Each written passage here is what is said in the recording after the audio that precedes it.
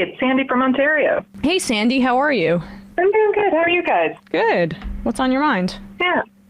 Just wanted to bring attention to the new conservative leader of the Federal Party of Canada, Pierre Poilievre, who is speaking of fascism.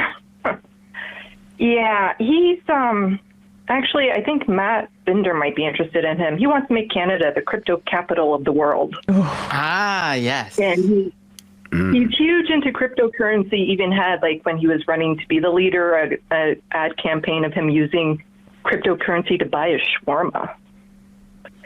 And yeah, he has a lot of ties with a lot of white nationalist groups. He tends to support them, but people are always like, oh, but he's not a fascist. You know, he's not a white supremacist. And it's like, no, it's kind of like saying, I'm not going to burn the house down. I'm just going to give the gasoline and the matches to the people who will. And yeah, he's a faux populist. His popularity is actually surging because there's no one on the left to counter him. There's no populist left in Canada. And so he's appealing to younger people. He's appealing to people who are desperate, and he'll say all the things they want to hear. And yeah, a lot of people are brushing him off. Castro's son, Trudeau's right there holding up the left mantle right there in Canada. Oh, yeah. Completely, yeah. And a lot of people are brushing him off. It's not that much of a threat, but he is.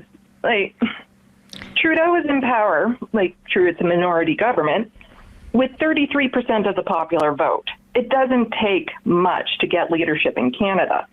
And the problem but what will make it more difficult for him is he has to win over a lot of Ontario and Quebec, which, you know, he's not that popular in those areas. But, you know, just get enough ridings in enough of the areas and he'll be, you know, potentially a leader. And he's... How do you say his last name again? Poilievre. Yeah, I mean, it seems like I'm looking at this now. Polling is pretty tight. In fact, he might have an edge in terms of taking over as PM. Oh, yeah. He's, like I said, he's very popular. And, like, he's a career politician. You know, loves to say, oh, I'm for the working people, I'm for the little guy. And he's taken that away from the NDP, which used to be the party for the working people. And now Pierre has kind of taken that over by claiming he's that, but he's a career politician. He had his pension at 31. You know, he's been in politics most of his life. He's 43 now.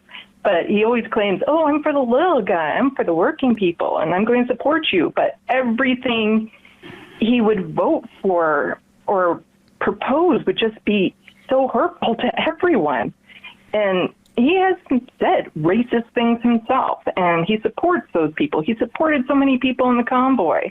And people aren't taking him seriously enough. All right, well, we'll monitor that, Sandy. Go ahead, Do you think it's because it's not being taken seriously? Maybe because maybe outside of Canada, I guess, at least here in the U.S., like, you know, I know Canada still maintains its strict, you know, COVID rules and mandates, which I personally think is a good thing. But clearly, you know, that's probably not the case for a lot of people who are in Canada who are probably supporting Poilievre right now, right? Like, that's got to be the thing that kickstarted his takeoff, right? Yeah, he got in on a lot of that, but the thing is that we aren't doing pretty much anything about COVID right now. Like, most of the mandates across the country have been dropped a long time ago, like even before the convoy got to Ottawa. And they were claiming that it was the COVID mandates that they were against. A lot of them had already been dropped at that point. Like, you know, we don't need to be vaccinated to go into anywhere. We don't need to be wearing masks. We pretty much, the country has moved on from COVID as much as anyone else. Because here in the U.S., whenever there's like a conservative influencer or talking head, they have to put a mask on their face on a plane. It's usually now when they go to like Canada, and so they complain and make a big to do about it. So that's why I guess I thought that, you know, Canada still had had more rules than we have. Yeah, it used to be to cross the border you needed to be vaccinated, but that's being dropped, I believe, at the end of September even. Okay.